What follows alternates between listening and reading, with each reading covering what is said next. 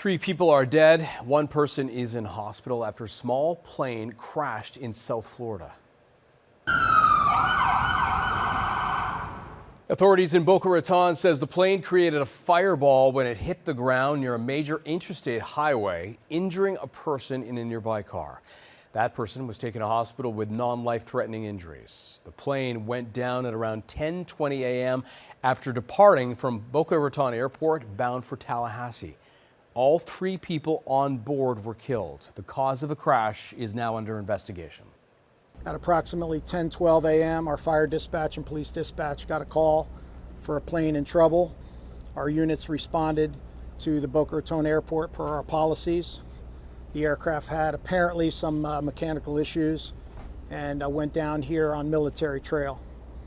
It went down. Also, there was a car on the ground. We will at this time confirm there were 3 fatalities in the aircraft, and there was 1 injury on the ground, non-life threatening. 3 on the plane, 3 souls on board, and we can confirm those were all fatalities. 1 gentleman on the ground he hit a tree because of all the debris and the fire. It's non-life threatening injuries on him. We treated him and sent him to the hospital. The plane struck a car, and was the person in the car killed?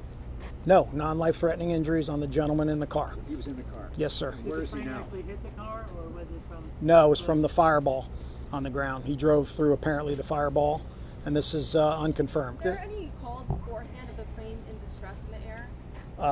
I don't know that. We'll have to wait for the national. They'll pull the tapes. We just responded to the call, the police department, the fire department, and we handle the call as we need be. On behalf of the city, we express our heartbreak at this tragic loss of life. Our thoughts and prayers go out to the families and all affected of the deceased. We could be grateful in tragic moments like this for the swift action of our Boca Raton Fire Rescue Department and our Boca Raton Police Department, who work to minimize the harm and respond to the immediate concern from the fire. And we are grateful for their continued work in partnership with other agencies who will be handling the lead on the investigation, as Chief LaSalle mentioned, the NTSB. In times of tragedy, I'm grateful for the spirit and care that is so strong in our community, so we can help all affected get through this as quickly as possible. And grateful again for our first responders and their diligent service always. I was in a conference room, and I saw the plane basically go over top of one of the other corporate buildings, and I knew it was noticeably very low flying. And after that, I had gotten up out of my seat, looked out the window. I saw the plane go further, I guess, north and almost make a U-turn. And sure enough, I was looking out, in the same direction that I saw the plane before that. And he just came back by, and I saw the plane drop below the tree line.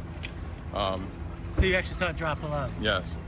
Did you hear a crash? Or? I heard the initial hit and then shake of the windows, as well as the mushroom cloud with smoke and a fireball. So what were you thinking as all this was going on? In disbelief. Yeah. It's not something that you really think that you're going to see in your lifetime, so it's very unfortunate. I see this plane, and it's really low. It's 200 feet. Normal traffic pattern altitude for Boca is 1,000. So obviously I could tell something was kind of wrong, but I didn't think much of it.